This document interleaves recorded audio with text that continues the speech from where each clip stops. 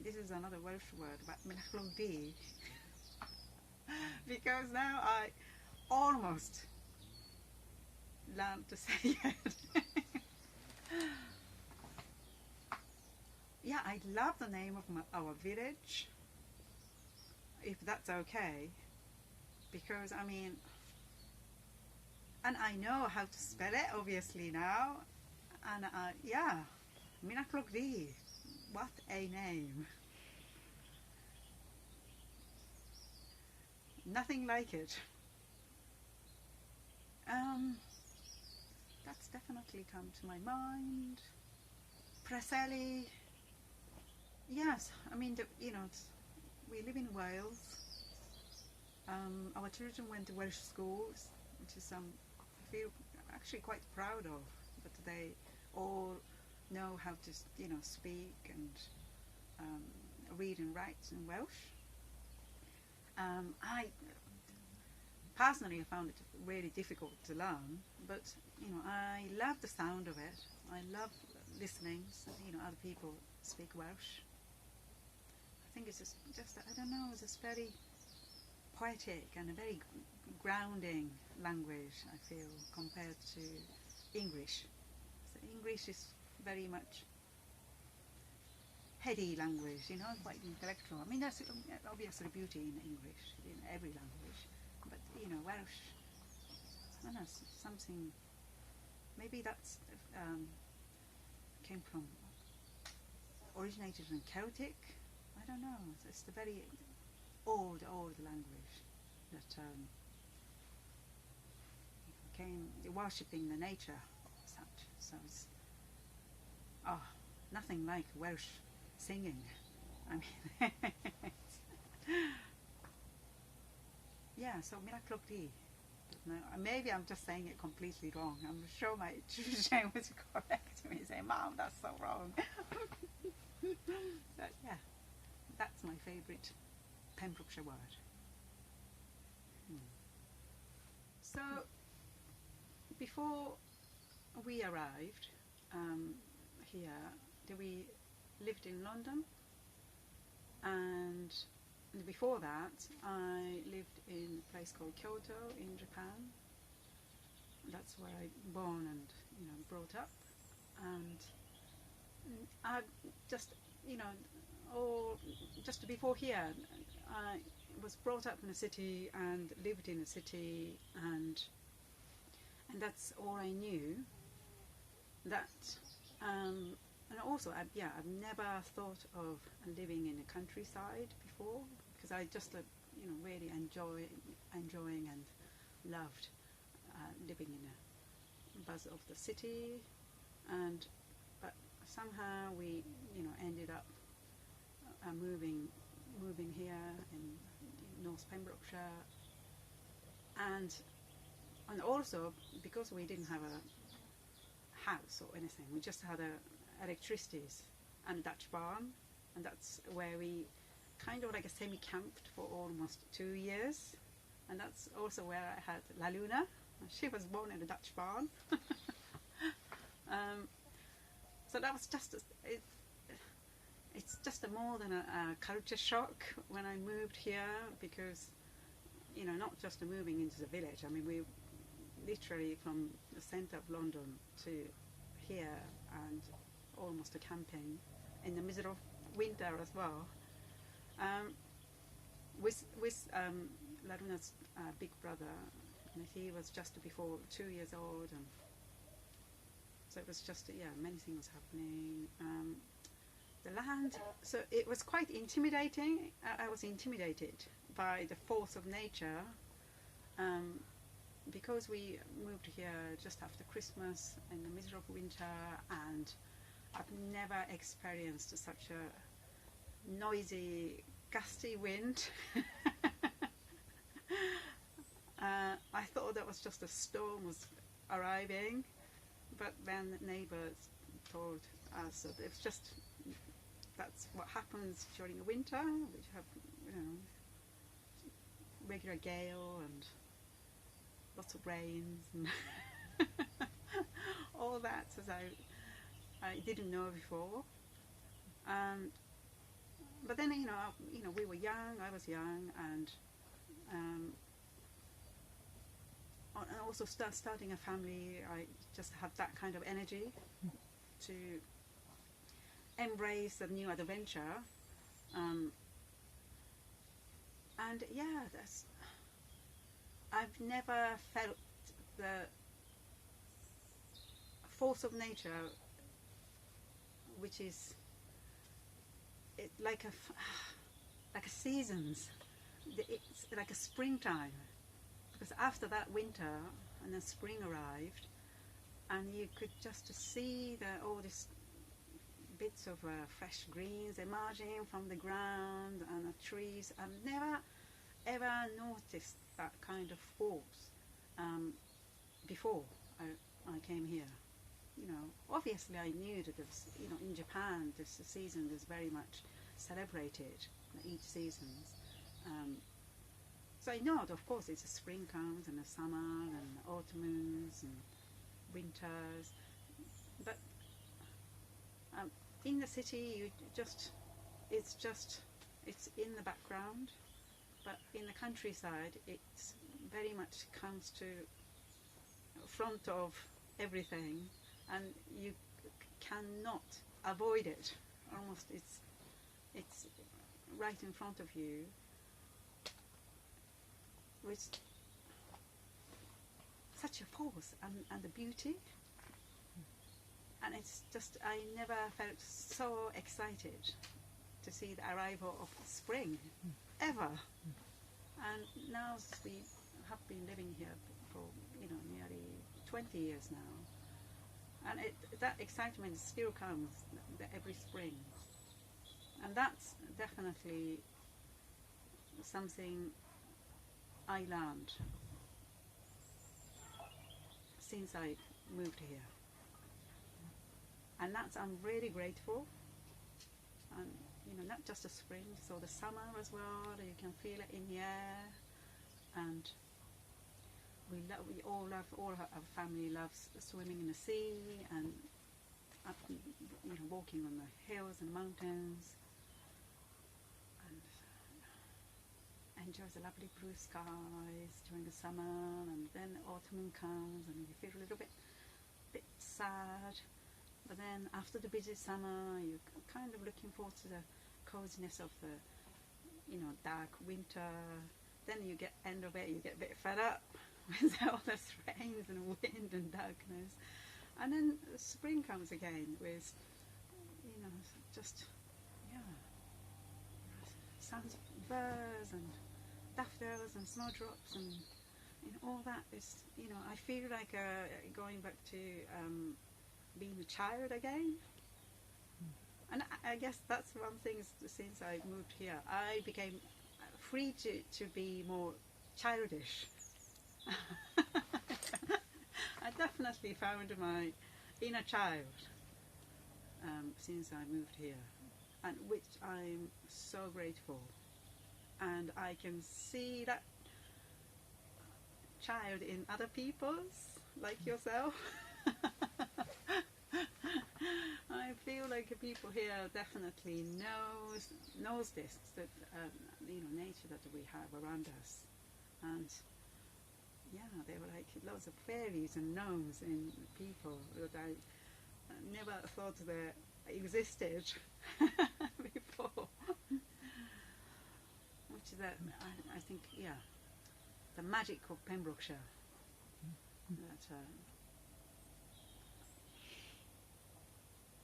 that I'm very grateful of. Well, I'm not sure whether I thought of this as a child, but maybe it came later on as an adult. But we are just drop in the big ocean, and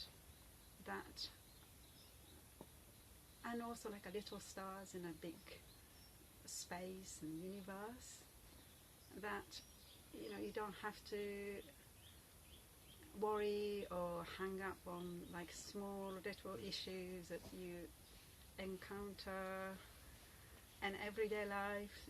Sometimes you get stuck, or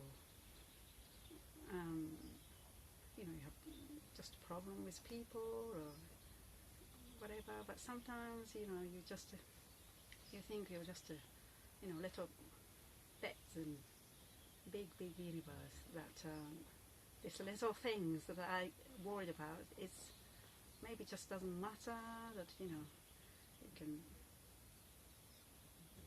just move on, and, you know, you can keep swimming through these big oceans, and yeah, just a sense of, I don't know, just being in somewhere much bigger, that really comforted me.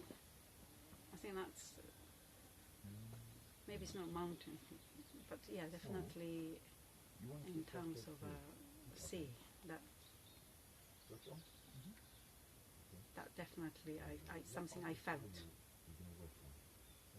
Especially I'm brought up in the city, and you know, cities is always crowded, and you know, you can't really get away from neighbors and people, and that's, you know, all exciting and nice. But whenever I visit my grandparents in the countryside, it's just the sky is much bigger, and there's mountains, and you know, just a sense of openness and freedom. You know, that yeah, you don't get to feel in the city. So that's maybe my impressions of like mountains or sea. That, yeah, comes to my mind. I mean, the first things that came to my mind was clover, because it's just so, you know, beneficial to the land. You know, it's very useful plants. In terms of like, you know, it's nourishes the soil with nitrogens, but also, you know, it's become really good green manure, and it flowers. The bees love them. So that's came to my mind. You know, white, yeah, and they're beautiful. You know, white and red clovers. I really love them. Definitely beech and acorns also, you know, it's the nuts, but it's either seeds to the trees. Trees is just so important. I would love to see more native forest in Pembrokeshire.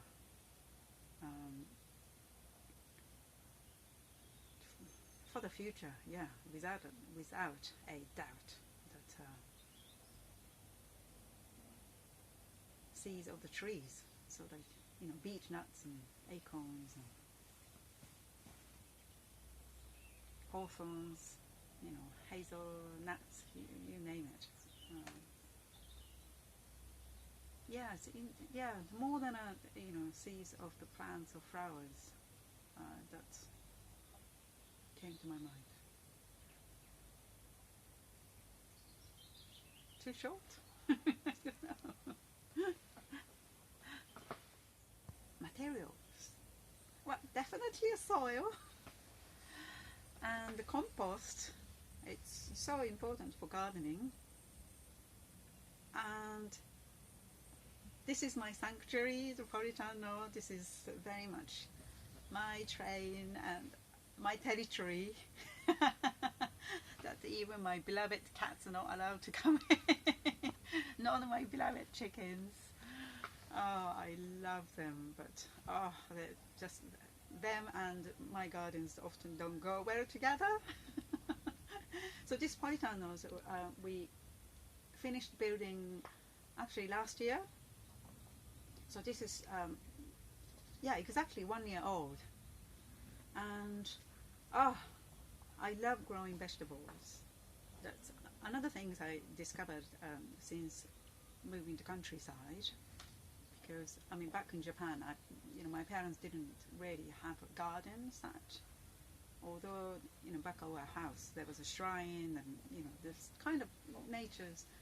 Even living in a city, you know, that you can go to the parks and, you know, little, not quite the woods, but you know, there's lots of trees behind our house and things, but yeah, I never really did gardening before we moved here. And yeah, there's something I fell in love with. My grandparents in the countryside, they always grew vegetables and rice, and that's where I spent most of my summer holidays and childhood there. So yeah, I felt like that was just something in me that, you know, that I maybe always wanted to do, which I didn't know even. But once I started tending, you know, planting seeds, which again I never ever did before moving here 20 years ago. So I absolutely had no idea, and just, yeah, I learned it from scratch, you know, through books and friends and whatnot. And now after 20 years, beginning to feel that I kind of know what I'm doing. It's took me a long time, and just having this polytunnel, it's game changer. it's amazing. So yeah, to me, is soil. Is that I have fun with, really, very much for myself. Even just the weeding, of course you get fed up with, but you know, when you do it, yeah, it's very rewarding, and I feel like I'm having fun. You know, even if you have a bad year, you still have fun with soils. Yeah, that's came to my mind. Last one would be definitely like stones or blue stones, because that's everybody told me or told us about when we moved here, because of the carmenin and foliatrigon that we look out from our house. Apparently that's where the stones of Stonehenge came from, and everybody just gets excited talking about it, and everybody just pointed out which one's the blue stones to us. And also we had to convert these stone barns when we first arrived.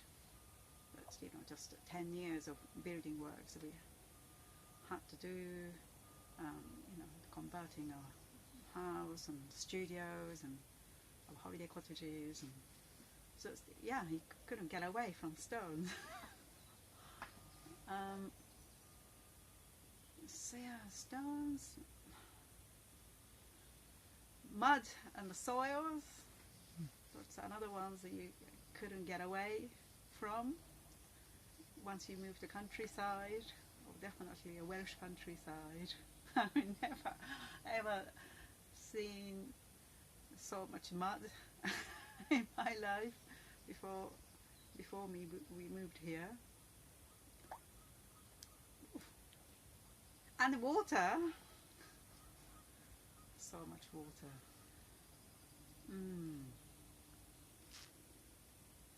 Trees,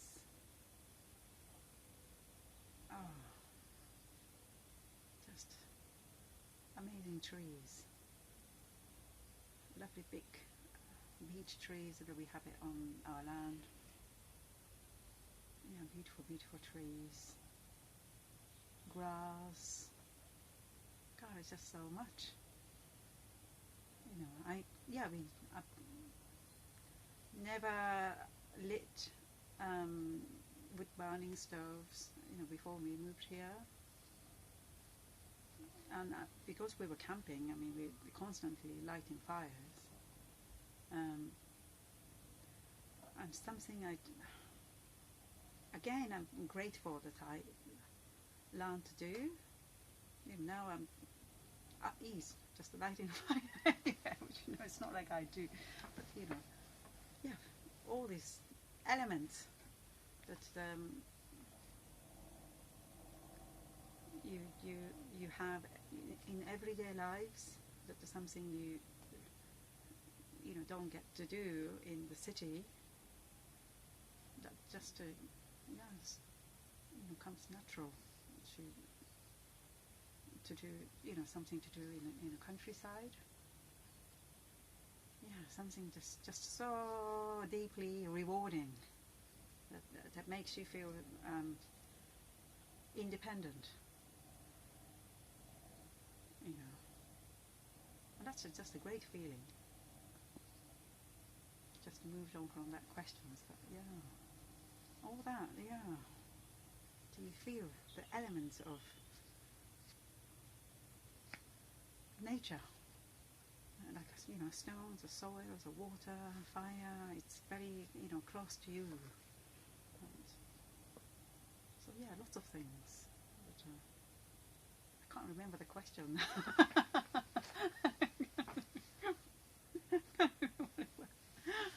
Is that good enough? So my husband is a potter. Oh, he makes, beautiful pottery.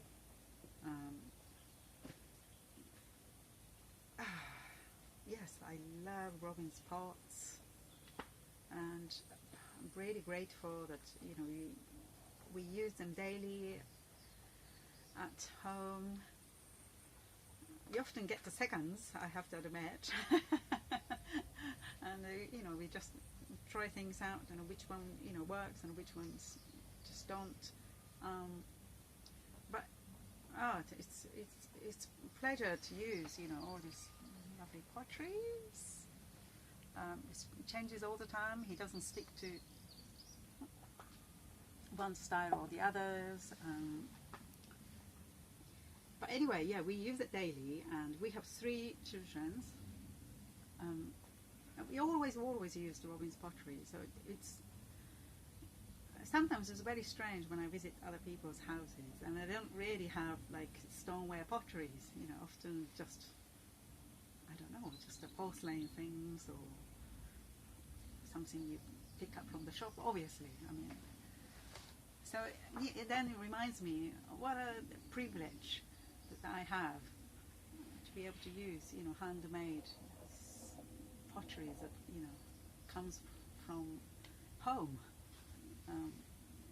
But yeah, because we have family, 3 children and 2 cats, and we used to have a dog and lots of chickens. And we use it daily. It just get bashed about. And sometimes my favorite pottery get broken, and I just couldn't throw them away, because those are, you get certain attachment to those things, and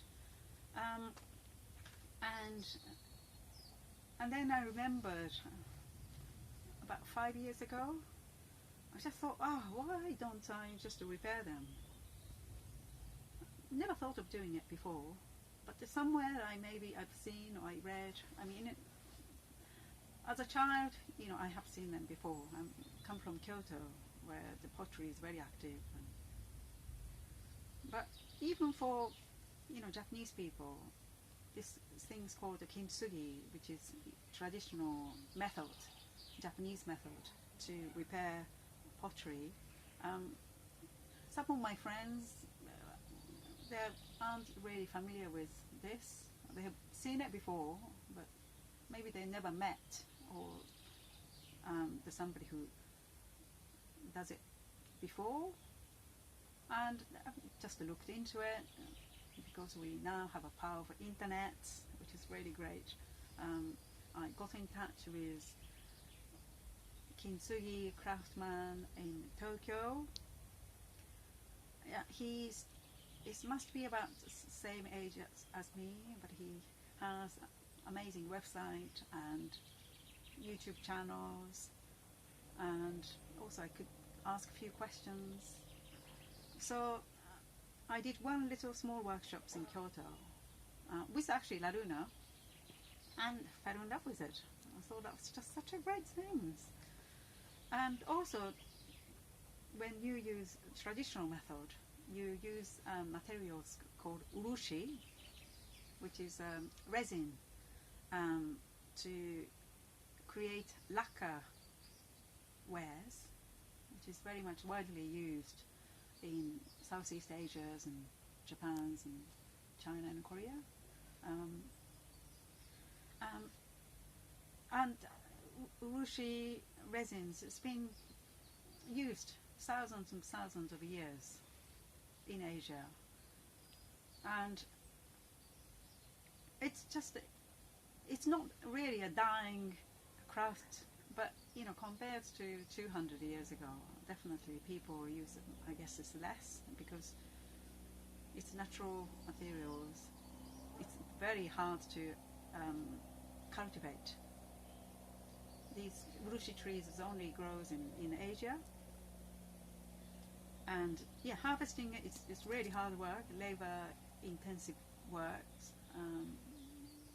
Lots of them come from China. Japan used to be very active creating this urushi resin, but it's not quite dying, but it's got much smaller in terms of the industry. And I felt, and again, the Kyoto where I come from, lacquerware craft is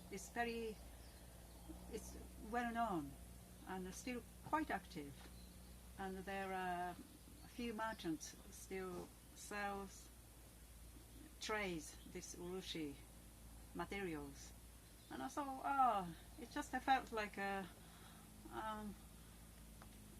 nice way of getting back to where I come from. And so whenever I go back home, I go on a visit those shops, and sometimes it's just kind of like I don't know, trader's little house. And they always get excited that I come from here and they want to buy some urushi materials, and and the kintsugi is having a bit of a revival. It's very much now discovered in the West, that even Western peoples trying to do it or show interest, and it's just really nice to have like a little bridge between here and where I come from, and also just repairing Robin's lovely pottery. But we don't have to throw away. I feel like it just makes sense to me.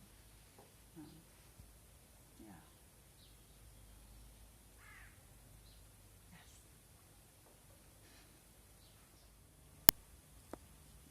Dolphin.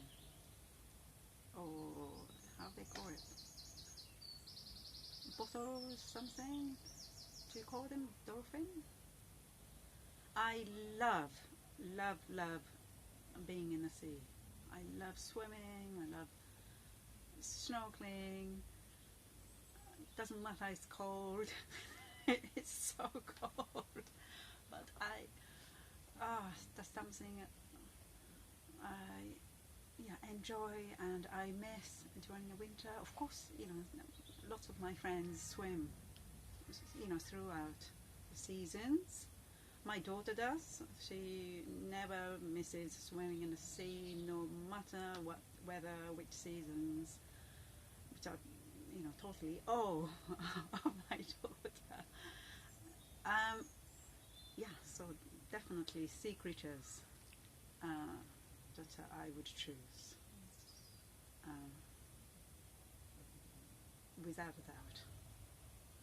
But I feel like where I belongs.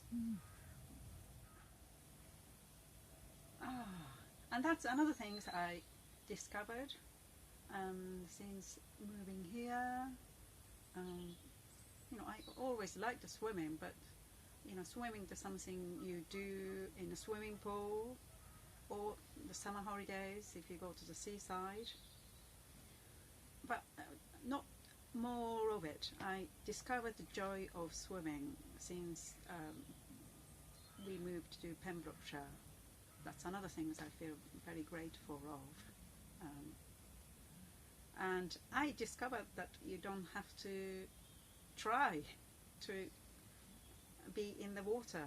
Which before that, I always thought I have to swim or I have to do something to be in the water, because otherwise you sink. But yeah, I discovered that that's not the case. You don't have to struggle. I feel, I learned to be at ease, to just float in the water. That's lovely surprise, and that's another lovely discovery. And it's just nothing like swimming out on our favorite beach, Munta Beach, going out. And another nice thing about having a cold sea is that you never get that many people in the water.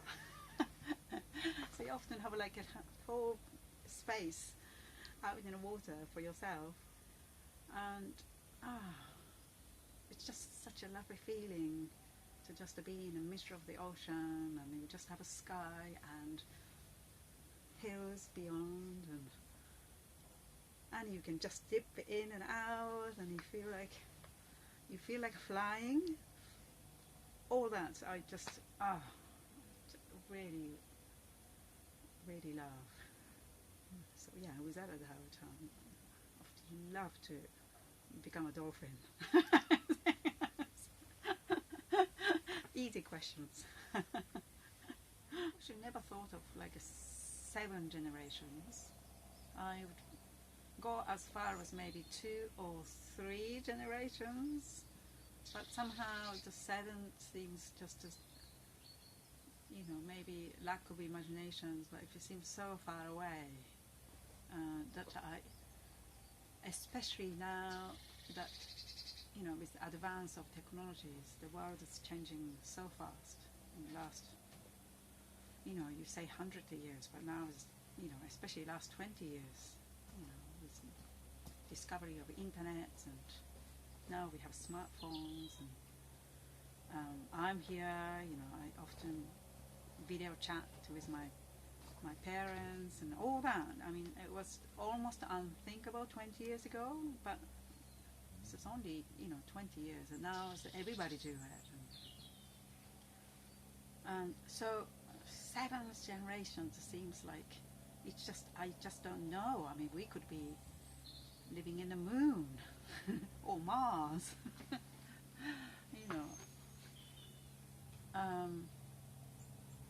It can be exciting, but it can be quite daunting. It's just because of the damage that we, creating to this, to this beautiful Mother Earth.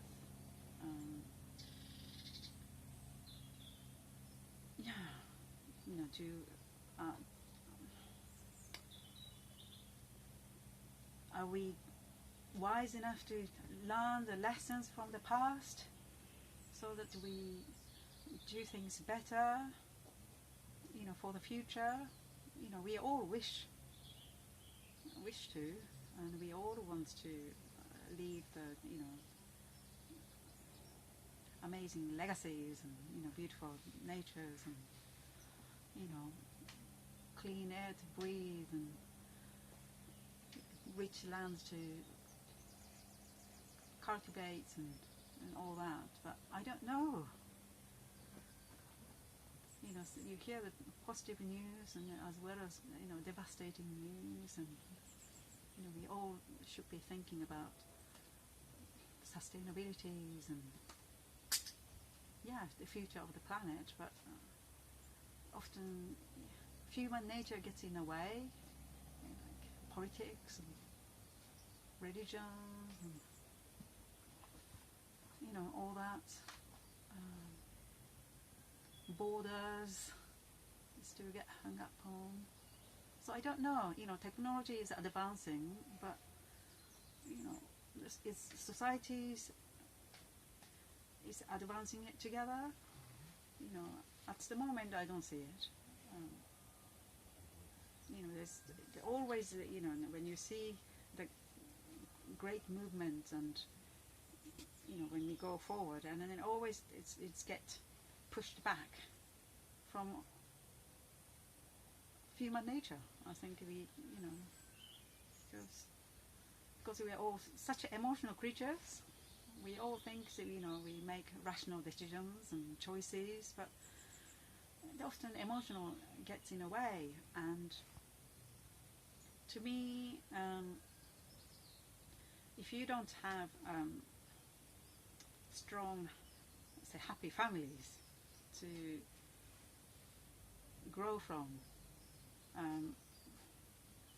you become an adult with lots of resentment and angers, and you think you become rational adults, but these things really affect you. You do see it in a society. So many people have mental health issues, and so as a mother, for me, just my family's well-being and happiness is very important, so that they can, not just for themselves but actually for the wider communities and for the world, because that's something I can do, because I'm not clever or powerful enough to make such a major decisions, but something as an individual, Japanese living in this Pembrokeshire countryside, something in a grassroots level that I can do is to just have a happy family that my children grow from, and they'll be kind and compassionate, and I'm not wishing them to become somebody great or rich or whatnot, but I think it's somebody who has good empathy towards the others, care for the environment and for the communities. I think that's something I can do, and I find it's very important.